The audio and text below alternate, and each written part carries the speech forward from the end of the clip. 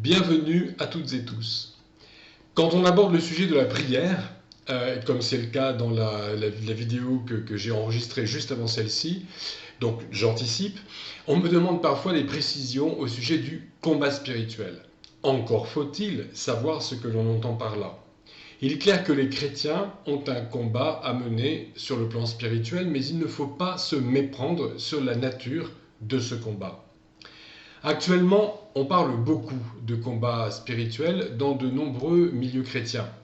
Or, la notion de combat spirituel qu'on y a développée est bien souvent liée à ce qu'on appelle aussi la démonologie, notamment dans le sillage des enseignements d'auteurs comme Rebecca Brown, Derek Prince, Frank Peretti et Peter Wagner. Il s'agirait, selon ces auteurs et selon ces courants et selon maintenant ces millions de chrétiens, de mener quotidiennement une guerre ou même un combat au corps à corps contre les démons. Alors ça peut surprendre et dérouter comme concept des millions d'autres chrétiens. Alors il est certes vrai qu'exceptionnellement, les démons se manifestent personnellement, par la bouche ou le comportement de personnes qu'ils possèdent. Je dis bien exceptionnellement, parce que je peux témoigner du fait que personnellement, je suis chrétien depuis 43 ans, je suis converti très très jeune, j'ai exercé pendant 12 ans un ministère d'évangélisation dans un milieu particulièrement difficile, puisque j'étais aumônier de prison, et je n'ai été témoin d'aucune possession avérée. Alors, j'ai écrit un premier jet du texte sur lequel je base cette vidéo il y a 10 ans, et je dois modérer mes propos. Parce qu'entre-temps, effectivement, j'ai été une fois en présence d'un homme dans une cellule de prison qui était en train de parler à un démon. Alors, il était diagnostiqué avec une maladie psychiatrique, mais il avait un recul aussi sur ce qu'il vivait, qui était extrêmement impressionnant, et que nous, en tant que chrétiens, ce que la psychiatrie qualifie parfois de démence ou de troubles psychiatriques, eh bien nous savons, nous, par l'écriture et par l'expérience de l'Église, qu'il y a bien sûr des cas d'oppression ou je dirais, de persécution démoniaque avérée. Mais c'est un cas en 12 ans de ministère dans ce milieu difficile et en 43 ans de vie chrétienne, tout en étant très ouvert à la question. Un cas, ben c'est déjà ça. L'Écriture nous donne des exemples, et de plus, je ne me permettrai pas de remettre en cause des témoignages directs de chrétiens qui ont été, plus que moi, confrontés à ce genre de manifestation. Cependant, au risque de me répéter, j'affirme que ça n'arrive pas tous les jours à tous les chrétiens. En outre, on note aussi dans l'Écriture l'exemple de Jésus, et c'est la moindre des choses que de chercher l'exemple de Jésus. On note que Jésus chasse les démons uniquement quand ils se manifestent, mais il ne cherche jamais à les débusquer, et il n'est absolument pas obsédé par leur présence, et le Nouveau Testament, ni l'Ancien d'ailleurs, ne nous enseigne pas à être effrayés et à être obnubilés par l'éventuelle présence de démons. Alors pour autant, le combat spirituel, c'est-à-dire le combat contre les actions, pas toujours spectaculaires des démons, est un combat de tous les jours parce que c'est tous les jours que chaque être humain est confronté à la souffrance, à la tentation et au péché, et pas forcément de façon spectaculaire, pas forcément de façon surnaturelle. C'est sur ces plans-là, me semble-t-il, que le chrétien doit être vigilant et paré des armes spirituelles prescrites par l'Écriture. Alors, quelles sont ces armes? C'est ce que nous lisons en Éphésiens 6, versets 11 à 18, passage que je lis à présent. C'est Paul qui parle. Au reste, fortifiez-vous dans le Seigneur et par la force de sa puissance. Revêtez-vous de toutes les armes de Dieu, afin de pouvoir tenir ferme contre les ruses du diable.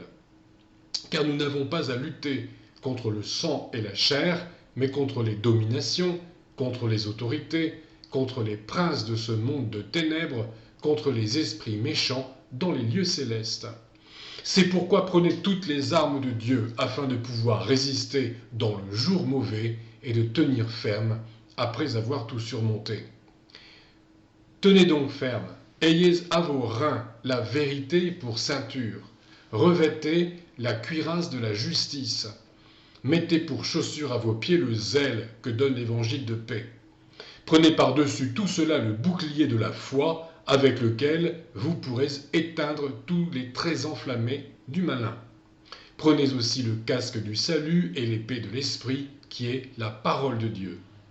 Faites en tout temps par l'Esprit toutes sortes de prières et de supplications, veillez à cela avec une entière persévérance, et priez pour tous les saints étant les chrétiens authentiques.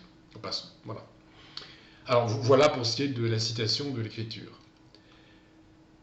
Alors, quelle est l'action des démons? Là, je fais référence à un certain nombre de versets bibliques et je rappelle que les versets bibliques sont clairement référencés dans le script de chacune de mes vidéos, lequel script est accessible en format PDF grâce à un lien de téléchargement qui se trouve dans la description. Donc, disais-je, quelle est l'action des démons?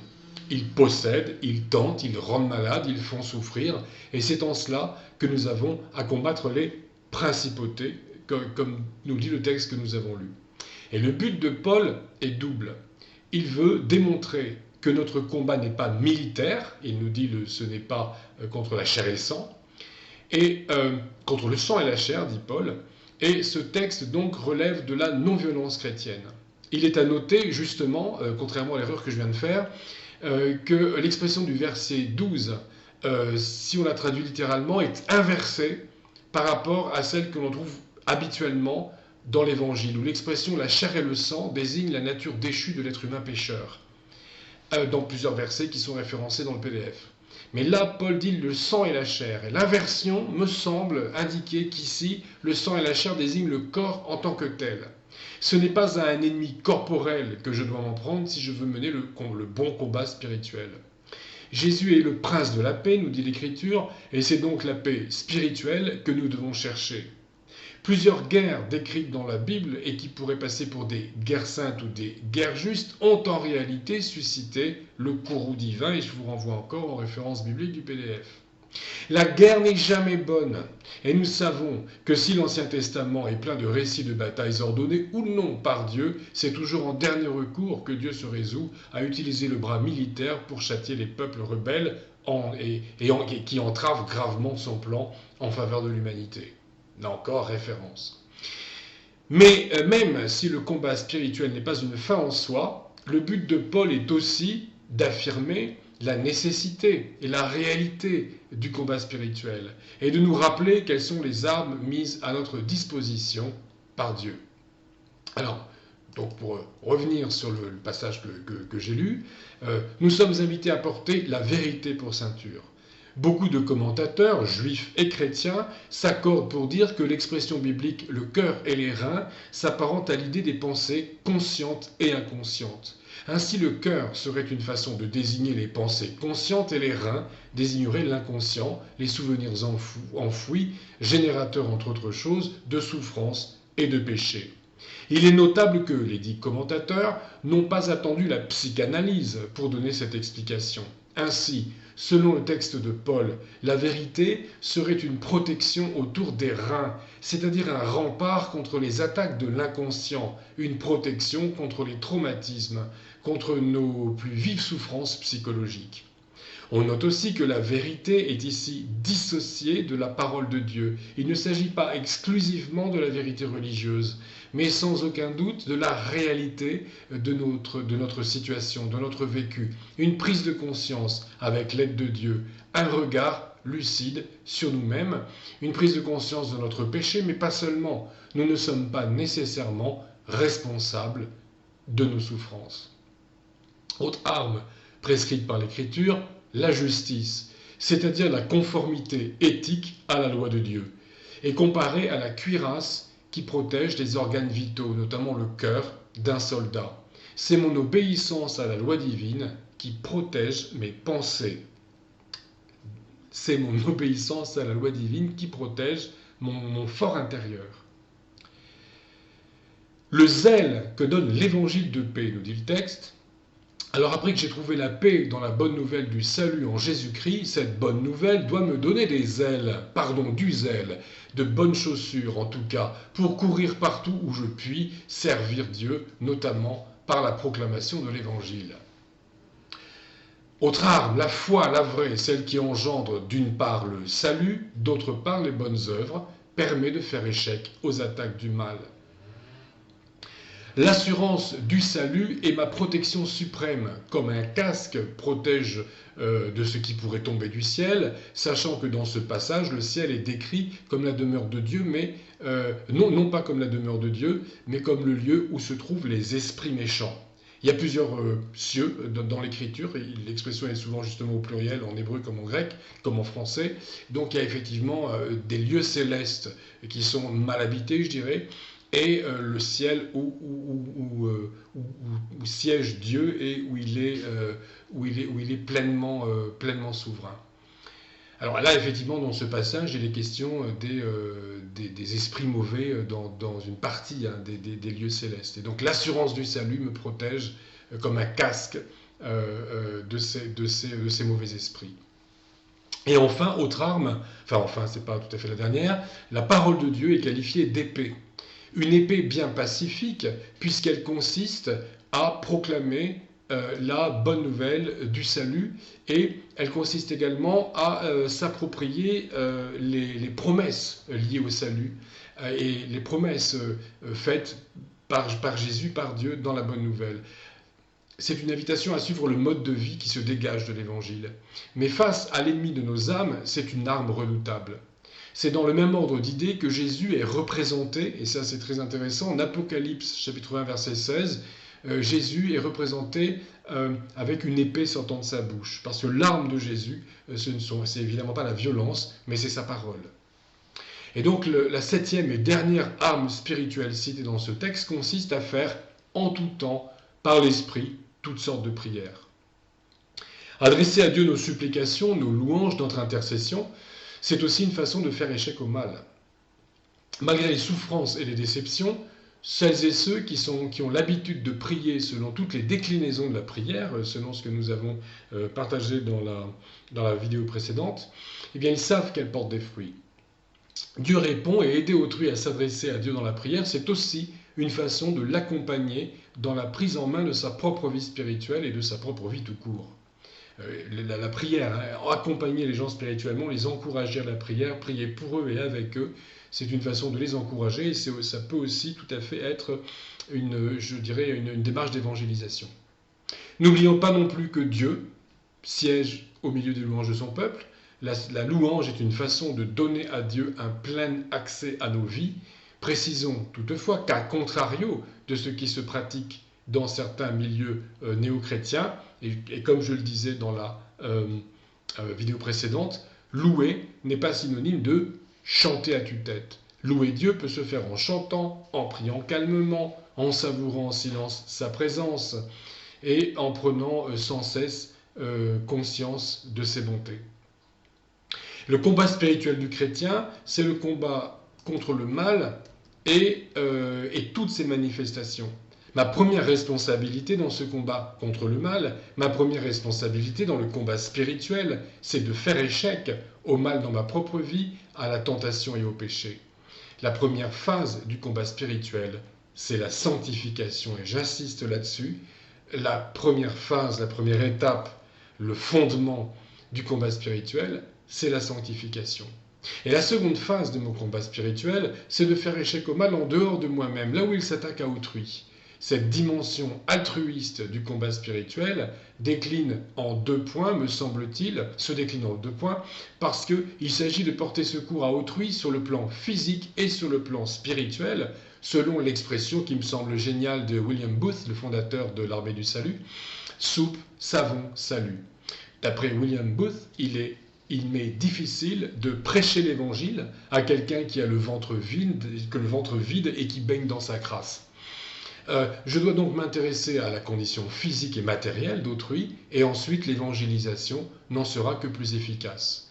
Alors je ne suis évidemment pas en train de dire qu'on ne doit pas évangéliser les pauvres et les malades tant qu'ils n'ont pas guéri, qui ne sont pas guéris et qui ne sont pas sortis de leur misère, et cependant je crois que si la priorité suprême est d'annoncer l'évangile à tous pour leur salut, eh bien la bienfaisance sur les points secondaires doit tout de même être considérée dans toute son urgence, et elle est même bien souvent un préalable nécessaire à l'annonce du salut, si l'on veut que cette annonce soit efficace.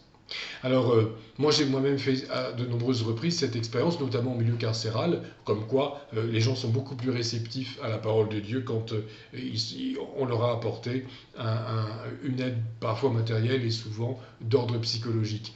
Et ce que j'ai envie d'ajouter aussi, c'est que c'est assez frappant dans le fonctionnement de certaines sectes qui très officiellement refusent l'aide humanitaire, qui disent nous refusons de faire de l'aide humanitaire, nous n'en faisons pas.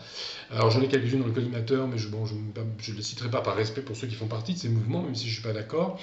Mais certains mouvements disent, nous, notre aide humanitaire, c'est-à-dire l'aide que nous apportons à l'humanité, c'est l'évangélisation, on pourrait considérer ça comme du prosélytisme. Il me semble que ça semble pieux, mais c'est un manquement grave à l'amour que notre Seigneur Jésus et que déjà Dieu dans l'Ancien Testament nous demande de porter à nos semblables. Et ainsi, je crois que le travail d'un prédicateur relève du combat spirituel. Et donc, si tel est le cas, en tout cas, il en va de même lorsque l'on exerce la bienfaisance en tâchant, au nom du Christ et dans une démarche spirituelle, de soulager les souffrances d'autrui. Et la détresse morale dont nos contemporains sont bien souvent inconscients, ils sont souvent inconscients de leur propre détresse, eh bien c'est aussi un domaine où le combat spirituel doit être mené. Les chrétiens ont le devoir de combattre les fléaux moraux que sont par exemple la justification de la violence, l'avortement de confort, la destruction de l'environnement et la reconnaissance du couple homosexuel qui est également une catastrophe spirituelle et sociale. Tout chrétien qui s'est engagé dans l'un ou l'autre de ces domaines sait à quel point le diable est prêt à se déchaîner lorsque nous allons pour Jésus combattre sur ces terrains. Le malin n'aime guère plus la soupe populaire de l'armée du salut que ses campagnes d'évangélisation, et il déteste autant les militants de la famille selon Dieu et les médecins missionnaires que les Gédéons. Les Gédéons est une association mondiale pour la distribution des Saintes Écritures. Et bien sûr, nous insistons sur le fait que tout combat chrétien doit être mené de façon pacifique, avec foi, espérance et amour. Et ça, c'est la Bible qui le dit, in extenso, en 1 Corinthiens chapitre 13, verset 13, comme beaucoup l'auront reconnu. Et en outre, il me semble bibliquement impossible d'adhérer à l'idée actuellement très répandue selon laquelle il serait nécessaire de mener un combat spirituel contre les démons territoriaux. Ça, c'est une fausse doctrine très répandue. Il y aurait des démons territoriaux attachés à un secteur géographique particulier. Alors cette doctrine s'appuie sur Romains chapitre 8, verset 38, où il est question des principautés, et où l'on affirme qu'il s'agit... Alors, et là, on va affirmer qu'il s'agit de démons territoriaux, puisque dans le sens moderne, une principauté est un petit État doté d'un territoire clairement défini, peuplé de sujets, à la tête desquels se trouve un prince. Monaco, par exemple, ou Liechtenstein. Or, un débutant en exégèse biblique consultera un dictionnaire de grec, après on fait 3 ou 4 heures de grec, et quand il saura déchiffrer l'alphabet, et donc il verra que le mot grec archaï, donné par Paul en Romains 8, 38, n'a aucune signification territoriale ni politique.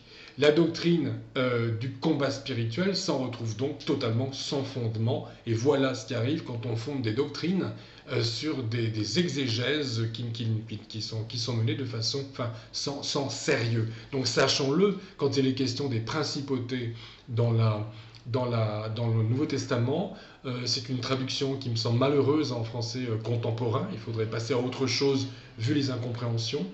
Mais c'est vrai que c'est principauté dans le sens de ce qui vient au début. Il y a effectivement le sens d'être au début, un prince. Ça a cette origine aussi en français. Mais en tout cas, les archaïs n'ont rien à voir avec une notion de territoire. C'est plus l'autorité du prince qu'il faut prendre là comme parallèle. Alors, reste tout de même la réalité du phénomène de possession. C'est une réalité dont parle l'Écriture et, comme je le disais, dont parle la tradition et l'expérience chrétienne. Et on se trouve, il y a plusieurs exemples dans l'Écriture, dans les évangiles de possession, et notamment dans l'épisode du possédé gadarénien. Alors, là-dessus, il est possible de lire dans l'Évangile selon Marc au chapitre 5, les versets 1 à 14. Je vais en lire un résumé. Et ils arrivèrent dans le pays des Gadaréniens. Aussitôt que Jésus fut hors de la barque, il vint au-devant de lui un homme sortant des sépulcres et possédé d'un esprit impur. Cet homme possédé s'écria d'une voix forte, « Qu'y a-t-il entre moi et toi, Jésus, fils du Dieu Très-Haut? Je t'en conjure au nom de Dieu, ne me tourmente pas. » Car Jésus lui disait, « Sors de cet homme, esprit impur. » Et il lui demanda, « Quel est ton nom ?» « Légion est mon nom, lui répondit-il, car nous sommes plusieurs. » Et alors, là je saute un passage. Il y avait là, vers la montagne, un grand troupeau de pourceaux qui paissaient, et les démons le prièrent Jésus, disant, « Envoie-nous dans ces pourceaux, afin que nous entrions en eux. » Il le leur permit. Et les esprits impurs sortirent, entrèrent dans les pourceaux, et le troupeau se précipita des pentes escarpées dans la mer. Voilà pour la fin du passage. Alors, j'aime le commentaire que Jean Valette fait de ce passage. Je vais donc lire le commentaire de Jean Valette, in extenso, et sans ajouter quoi que ce soit moi-même, parce qu'il me semble que les propos de Jean Valette, de ce grand auteur, se suffisent à eux-mêmes. Alors voilà ce qu'il dit. Aussi violente que soit l'interpellation de Jésus par le démoniaque, elle implique la conscience d'une défaite inévitable. L'évangéliste ne parle des démons que parce qu'il les sait vaincus. Quand Jésus parle aux démons, c'est pour leur imposer sa loi et non pour s'entretenir avec eux.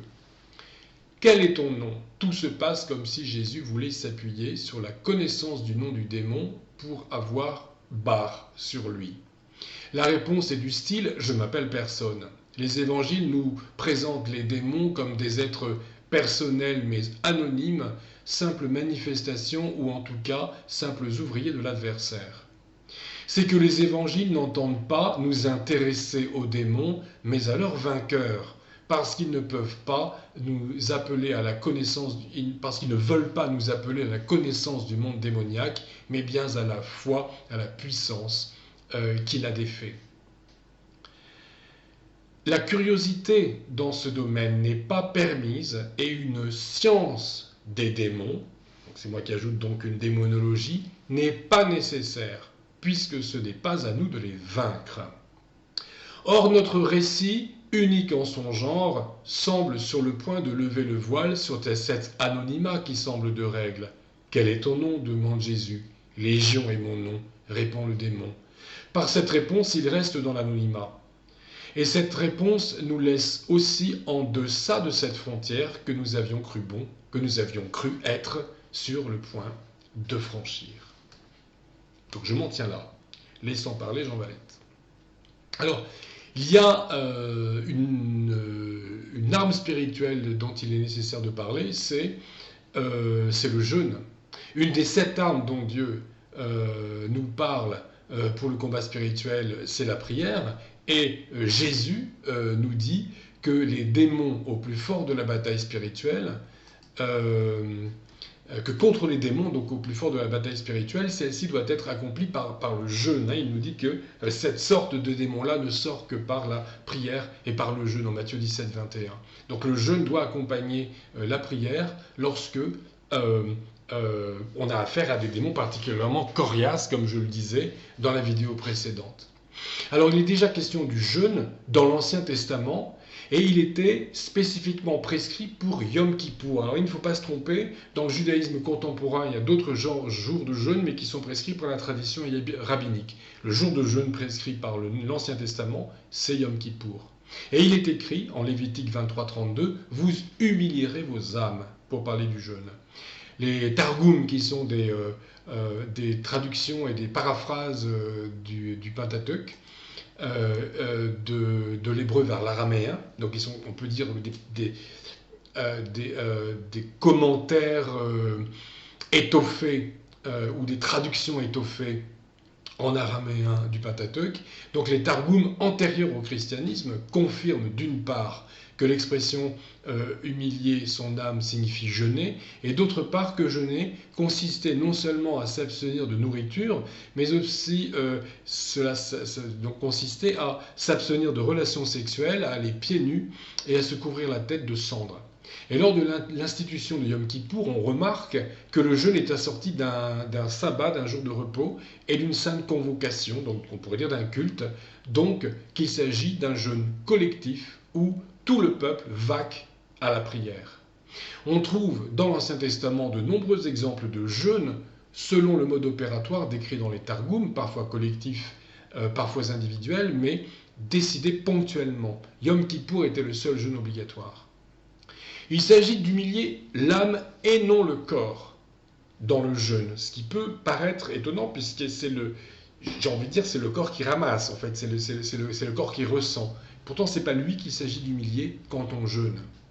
Jésus réforme le jeûne en remplaçant le sac et la cendre par le parfum, ce qui est assez surprenant. Il ne dit pas quand tu jeûnes, porte le sac et la cendre, mais parfume ta tête, ce qui est quand même surprenant. Et on ne se rend pas plus humble en se montrant en tenue de pénitent, mais en passant aussi inaperçu que possible. Donc si j'ai l'habitude de m'asperger de mon parfum préféré, en temps normal, eh bien je m'en asperge aussi lorsque je jeûne, l'hypocrisie ayant entre-temps triomphé des formes extérieures prescrites. Paul parle, quant à lui, de tenir le corps en bride, mais il ne faut pas faire de confusion entre le jeûne, pratique ponctuelle, et la tempérance, qui fait partie du quotidien chrétien, et qui est là le propos de Paul. Il n'est question nulle part dans la Bible de flagellation, donc de se faire mal exprès. Et c'est certainement pas le but du jeûne. Toute souffrance imposée à soi-même et a fortiori à autrui, et à laquelle on attribuerait un caractère méritoire, est une pratique étrangère à la spiritualité chrétienne fondée sur la révélation. L'objectif du jeûne n'est donc pas de crever de faim, passez-moi l'expression, mais bien plutôt de se mettre face à Dieu dans une situation d'humilité, de faiblesse, et de montrer aussi aux démons que l'on s'en remet complètement à Dieu et qu'on n'a besoin que de Dieu. Cet enseignement de Jésus se situe dans le Sermon sur la montagne qui commence par la première béatitude « Bienheureux ceux qui ont l'esprit de pauvreté, le royaume des cieux est à eux ». Donc bienheureux ceux qui ont l'esprit de pauvreté, la souveraineté de Dieu est pour eux, pourrait-on dire, hein, de façon paraphrasée. Voilà comment s'ouvre le Sermon sur la montagne, et dans ce Sermon sur la montagne, nous avons ce magnifique enseignement sur le jeûne. Donc nous mettons dans un état d'esprit de modestie et d'humilité face à Dieu, de façon à ce que Dieu puisse régner de façon souveraine dans nos vies. Il nous faut aller à l'assaut de notre vieille nature. Nous ne sommes pas de purs esprits qui auraient les démons pour seuls ennemis. Mon pire ennemi, c'est ma propre chair, et c'est ce que nous dit Jacques dans un verset que je vais lire maintenant. Jacques écrit « Que personne, lorsqu'il est tenté, ne dise « c'est Dieu qui me tente », car Dieu ne peut être tenté par le mal et il ne tente lui-même personne. Mais chacun est tenté quand il est attiré et amorcé par sa propre convoitise. » Ici, celui qui s'appelle même le serviteur du Seigneur, hein, Jacques, nous demande de ne pas accuser Dieu, mais il ne blâme pas non plus les démons ni Satan en personne des tentations dont nous sommes victimes et qui engendrent nos péchés. Comme il le fait tout au long de son épître, il nous rappelle nos propres responsabilités. Le combat spirituel se déroule sur deux fronts, nos passions charnelles et l'empire diabolique. Que le Seigneur nous accompagne.